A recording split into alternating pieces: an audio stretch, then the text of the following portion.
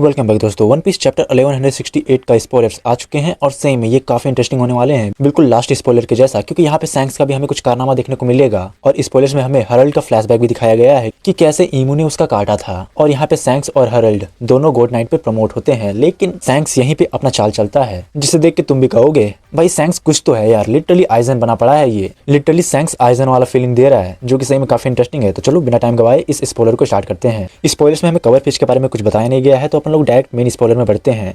तो यहाँ पे इस चैप्टर का टाइटल होने वाला है एल्बाफ स्नो। जैसे कि तुम्हें पता ही है लास्ट चैप्टर में ईडा को पॉइजन दे दिया गया था और सही में वो काफी सीरियस थी। तो स्पॉयलर्स की स्टार्टिंग में ही हमें बताया जाता है Ida died in a snow day, Harald and हजरुद्दीन cried for her and Loki suffered in silenced while he was present. मतलब यहाँ पे कंफर्म हो गई है कि ईडा का गेम खत्म हो चुका है, जिसकी वजह से हरल्ड एंड हजरुद्दीन काफी रो रहे हैं। ईडा सही में काफी अच्छी औरत थी, उसने सबका काफी अच्छे से ख्याल रखा था, खासकर लुकी का। यहाँ पे लुकी को भी काफी प्रॉब्लम होती है और वो भी काफी सफर कर रहा होता है इस चीज से, पर साथ ही साथ वो प्रिजन में भी होता है। हो सकता है इसने लास्ट चैप्टर में जो कांड किया था उसके लिए ही इसे प्रिजन में डाला गया हो। खैर जो भी हो, इसके बारे में हमें अच्छे से चैप्टर में पता चली जाएगा। उस टाइम हम अच्छे से देख लेंगे कि आखिर लुकी को प्रिजन में क्यों डाला गया है। फिर उसके बाद हमें 14 years ago का सीन दिखाया जाता है। सैंक्स was supposed to get the deep sea pact, but he didn't appear.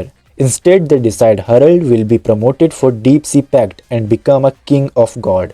मैंने कहा था ना, सैंक्स बिल्कुल आइजन वाली फीलिंग दे रहा है। 14 years ago का हमें सीन दिखाया जा रहा है, जहाँ पे हमें बताया जाता है कि सैंक्स को डीप सी कॉन्ट्रैक्ट में ऐड किया जा रहा था, उसे गॉड नाइट पे प्रमोट किया जा रहा था, क्योंकि हम सब जानते हैं सैंक्स का पावर लेवल क्या है, उस बंदे का कॉन्करर हाकी किस लेवल तक है। इसलिए वो डेफिनेटली गॉड नाइट तो डिजर्व करता ही था और उसे मिल भी रहा था। लेकिन जिस दिन उसे गॉड नाइट का टाइटल मिलने वाला था वो वहां पे गया ही नहीं। अब वो क्यों नहीं आया इस टाइटल को लेने, इसके पीछे जरूर कुछ न कुछ तो रीजन होगा ही, जिसके बारे में हमें हो सकता है चैप्टर में डिटेल से बताया जाए, लेकिन हम एक अंदाजा लगा सकते हैं। देखो, गॉड नाइट में आने के बाद वो ईमू से जुड़ जाता और इमॉर्टल भी हो जाता, लेकिन इसका एक डिसएडवांटेज है। जैसे कि तुम सैटर्न को देख ही सकते हो, ईमू ने उसका क्या हाल किया था जब वो अपने मिशन पे फेल हो गया था। तो हाँ, ईमू से जुड़ने के बाद भले ही तुम इमॉर्टल हो जाओगे, तुम्हारे पास रीजनरेशन पावर आ जाएगी, लेकिन उसके बाद ईमू तुम्हें कभी भी खत्म कर सकता है। हो सकता है इसीलिए सैंक्स वहां पे ना गया हो। फिर उसके बाद हमें बताया जाता है कि सैंक्स नहीं गया था, इसलिए हरल्ड को उसके जगह पे नाइट ऑफ गॉड में प्रमोट कर दिया जाता है, क्योंकि हरल्ड भी रॉक्स के इक्वल था और रॉक्स कितना पावरफुल था ये हमने गॉड वैली में देख लिया है।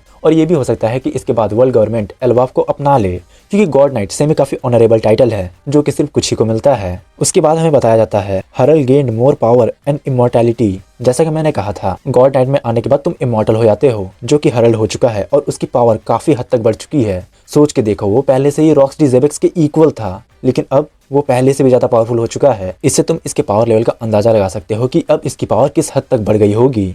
उसके बाद हमें बताया जाता है Imu ordered Harald to create the एबस सर्कल इन एल्बाफ। फिर ईमू हरल्ड को ऑर्डर देता है कि एल्बाफ में एक एबस सर्कल बनाओ, ताकि वर्ल्ड गवर्नमेंट वाले कभी भी एल्बाफ में आ जा सके और वहां से जाइंट को भी ला सके जब उनकी जरूरत हो, और एल्बाफ को भी अपने फायदे के लिए यूज कर सकते हैं, क्योंकि ईमू ने साफ साफ कहा था उसे जाइंट्स की पावर की जरूरत है, इसलिए उसने हरल्ड को एबस सर्कल बनाने को कहा होगा। उसके बाद हमें पता चलता है afterwards Imu ordered him to create a giant army for the government.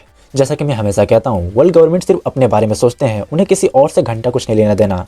ईमू और वर्ल्ड गवर्नमेंट सही में काफी सेल्फिश है, उन्हें तो अपने मरीन सोल्जर्स की भी नहीं पड़ी है, उन्हें सिर्फ अपना रेपुटेशन, अपनी पावर बचाना है, जिसके लिए वो किसी भी हद तक जा सकते हैं। फिर चैप्टर के एंड में हमें पता चलता है Loki and Jarul arrive to the castle. End में हम देखते हैं लुकी और जरूल कासल में एंटर करते हैं। अब इसके आगे क्या होगा वो तो हमें चैप्टर में काफी अच्छे से पता चलेगा ही, लेकिन सही में ये चैप्टर काफी इंटरेस्टिंग होने वाला है। और हाँ, नेक्स्ट वीक ब्रेक है, तो भाई काफी सारे चैप्टर्स में कंटिन्यूअसली देखने को मिल गए, तो ब्रेक चलता है। तो आज के लिए बस इतना ही। जब चैप्टर आएगा तब हम उसके बारे में डिटेल से बात करेंगे। तब तक के लिए बाय बाय। और अगर वीडियो पसंद आया हो तो वीडियो को लाइक करना, शेयर करना और अपने मेंथन भाई के चैनल को सब्सक्राइब कर देना।